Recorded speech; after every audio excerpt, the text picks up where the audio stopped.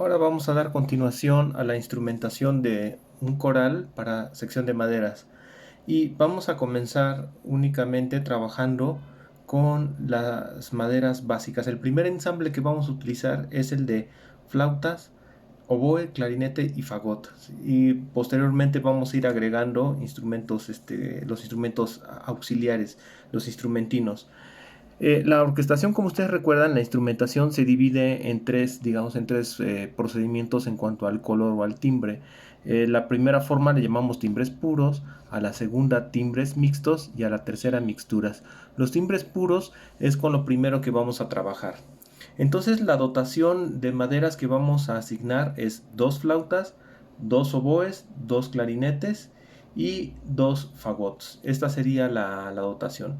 Ahora de lo que se trata es que de un coral comencemos a entender cómo funciona la respuesta dinámica y tímbrica de los instrumentos para que logremos una instrumentación que sea la más adecuada posible. En este caso voy a tomar la primera frase del coral número 1 de Bach para que podamos hacer este análisis para la instrumentación. Y aquí tenemos entonces, elegimos esta frase y la idea es instrumentarla con las combinaciones de los instrumentos asignados. Todas estas, cómo se hacen estas instrumentaciones o cómo se van a escribir, van a tener los ejemplos ya publicados en Classroom para que puedan consultarlos. Aquí nada más lo que vamos a hacer es el análisis de cómo se hace la instrumentación de estos fragmentos corales, pero ya los formatos de cómo arreglarían ustedes la instrumentación, eso lo van a tener en imágenes ya publicadas dentro de la misma clase, en Classroom. Entonces, lo que tenemos que hacer primero es comenzar a revisar voz por voz de acuerdo a los instrumentos que hemos asignado. La pregunta es, ¿cómo podemos instrumentar de la mejor manera esta frase coral con la dotación a nuestra disposición? Flautas, oboes, clarinetes y fagots. Y usando timbres puros. Eso significa que no vamos a hacer ningún tipo de duplicación, sino que los timbres los vamos a sostener sin doblajes. Entonces comenzamos analizando primero y tomando voz por voz. Vamos a tomar primero la melodía, es decir, la soprano, las notas superiores, y vamos a revisar cuáles serían los pros y contras de asignarle un tipo de madera de las que disponemos. El primer instrumento que nos viene a la mente naturalmente será la flauta. Ahora, tenemos que revisar, ustedes recordarán que tenemos una tabla de registros y que esa tabla ya está publicada en Classroom. Y esta tabla vimos que las maderas se van dividiendo en regiones graves, medias, agudas, sobreagudas, y esa división es funcional y es importante porque sabemos que las maderas cambia su respuesta dinámica y sus capacidades tímbricas pueden verse modificadas de acuerdo a la tesitura. Con respecto a la flauta, hemos visto que la flauta tiende a tener una respuesta menos, digamos, como menos fuerte en el grave, y conforme va ascendiendo al agudo, el sonido se va proyectando y fortaleciendo cada vez más. Diferente al oboe, que en la región grave es más pesado que la flauta, pero en el agudo el oboe se va adelgazando. Estas son consideraciones que debemos tener en cuenta dentro de las maderas. Entonces, si a la melodía que tenemos en este coral, si la melodía se la queremos dar a una flauta, tenemos que ver que la flauta estaría en la región media grave. Al estar la flauta colocada en esa región, la respuesta no va a ser, digamos, óptima para proyectar a la melodía, que es la parte principal. De alguna manera, si asignamos a la flauta la melodía, digamos que no va a quedar del todo bien cimentada o proyectada, digámoslo así, la melodía. Es posible que los instrumentos en las partes inferiores tiendan a tapar o simplemente a oscurecer a la flauta. Entonces aquí el tema es que la flauta queda relativamente baja para poder proyectar bien la melodía. Si quisiéramos tener un sonido claro y transparente, pues la flauta tendría que estar tocando esto una octava arriba, pero naturalmente eso no lo podemos hacer ahorita porque no estamos buscando ninguna duplicación, ni estamos moviendo ni alterando el original, sino es tal cual como se presenta el original, así lo respetamos. Entonces la flauta nos da una solución, digamos, como débil, digamos, es como blanda la solución. La siguiente alternativa que tenemos es que la melodía se la asignemos a un clarinete. Si nosotros revisamos nuestras tesituras, el clarinete está en esta región que le llamamos como la región pálida, que es donde está esto que se llama el paso. Sin embargo, el coral no es una pieza rápida, es un tiempo lento, así que no ofrece grandes inconvenientes. Recordemos que el clarinete, a diferencia de la flauta y el oboe, tienen una respuesta dinámica más homogénea y sus capacidades tímbricas no se ve tan afectada de la región grave media a la aguda. Claro, sí hay diferencias, pero mantiene una cierta homogeneidad. Así que el clarinete, digamos que sería uno de los instrumentos más versátiles con los que contamos, y darle la melodía en esa posición, definitivamente la melodía no se pierde, es decir, no palidece la melodía. Así que el clarinete sería una muy buena alternativa. Clarinete en si bemol o en la. La siguiente alternativa que tenemos para asignar a la melodía sería el oboe, y el oboe sería una excelente opción también. El oboe nos va a ofrecer una solución muy distinta a la del clarinete. El clarinete nos va a dar un sonido muy dulce, digamos que no va a ser un sonido sobre todo nasal, sino más redondo. El oboe nos va a dar un timbre mucho más acentuado, un timbre más nasal, muy distintivo. El oboe, si le damos la melodía al oboe, esto podría ser por razones de que queremos que la melodía, en este caso, se destaque y quede la melodía como bien subrayada por un timbre distintivo. El oboe está en una región excelente porque en este caso estamos hablando de que el oboe tocaría a partir de sol 5. Entonces es una excelente ubicación y el oboe sería una excelente alternativa. Entonces tenemos una solución, digamos, muy noble con el clarinete en la melodía y una solución como más distintiva a través del oboe. Ahora, el fagot naturalmente está descartado completamente, no puede tomar esta posición. Entonces, por lo tanto, para la soprano, en posiciones de soprano nos quedó la flauta, el clarinete y el oboe. El clarinete en si bemol y en la. De los tres, la flauta no nos ofrece un buen equilibrio para la proyección de la melodía, queda muy blanda. Las mejores opciones, por lo tanto, fueron el oboe y el clarinete. Para la voz de contralto, que es la que está justo en medio, abajo de la soprano.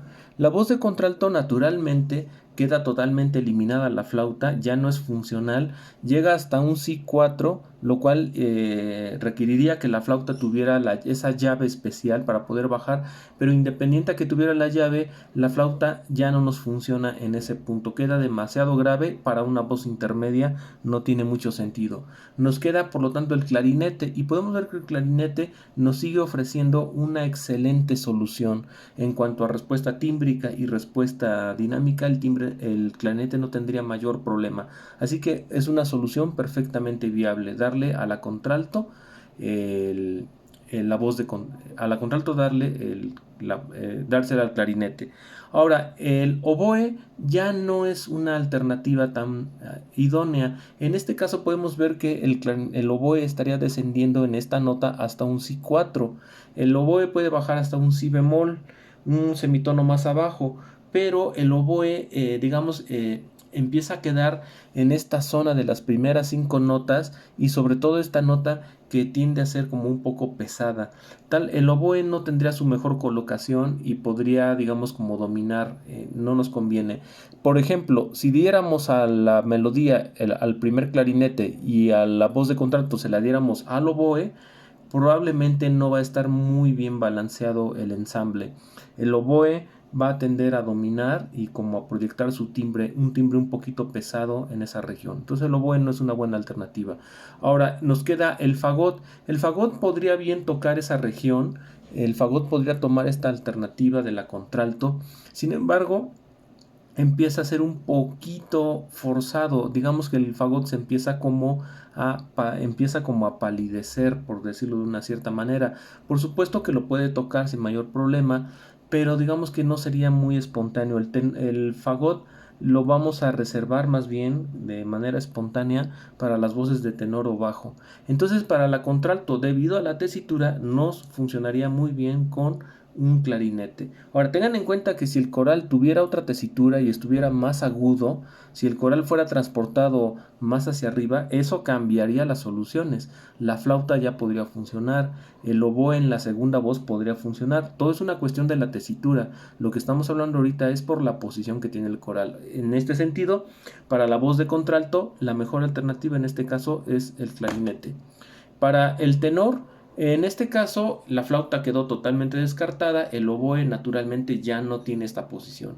Para la voz de tenor, el clarinete nos sigue funcionando perfecto y tengan en cuenta que esto es parte de esta versatilidad que tiene el clarinete, una extensión, un rango muy amplio, un cierto equilibrio en su registro, en su timbre, en sus timbres, en los distintos registros y una respuesta dinámica pues también bastante flexible.